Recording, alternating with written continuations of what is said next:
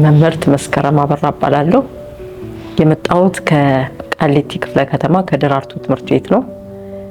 ሪጂዮ አፍሪካ የተለያዩ ስልጠናዎችን ለመምህራን ሲሰጥ የዛ ስልጠናዎች ተካፋይ ሆኜ ብዙ ስልጠናዎችን አግኝቻለሁ።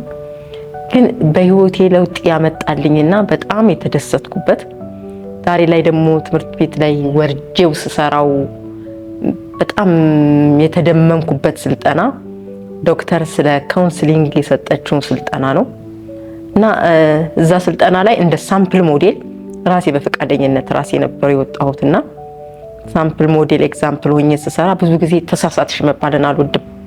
የዛን ጊዜ ግን በትልቁ ተሳስቼ ነበረ እና ስተቴን ነግራ ከሪል ላይፍ ስታስተምረኝ በህይወቴ ትልቅ ለውጥ የማመጣበት መንገድ ስለነበረ በጣም ነው ጆይ ያረኩት።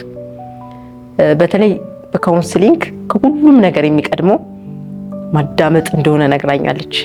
በወቅቱ ሞዴሊንግ ሳምፕል ኤግዛምፕል ሆኜ ስቀርብ ጉዳዩን ተማሪው እንደ ተማሪ ሆኖ የሚያማከረኝ ልጅ ሲነግረኝ በጣም ጀጅ አደረግ ነበር እና ትልቁም ሰጠቴ እሱ ነበረ።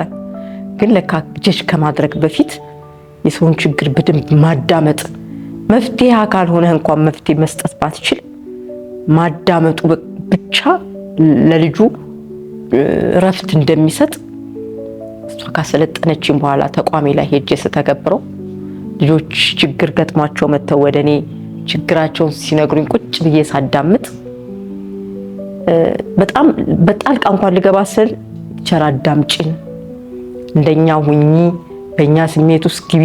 ከዛ ደግሞ ከልቤ ሳዳምጠው ልጆቹ ላይ የሚሰማቸውን ሪሊፍ ሳይ አማክሮ መፍትሄ ከመስጠት በላይ ትልቅ ደስታ ይፈጥራልና ዶክተሯን ባለችበት በጣም እግዚአብሔር ይስጥልኝ በህይወቴ አንድ የህይወት ምዕራፍ እንድሻገር አድርጋኛለችና ሪጂዮ አፍሪካም ከመምህራን ጋር የመምህራን መሪ ከሆኑት መምህራን ሴት መምህራን ጋር በዚህ ልክ እየሰራ እኛን ስለሚያበቃንም ከልብ በመምህራን ስም አመሰግናለሁ። እግዚአብሔር ይስጥልኝ።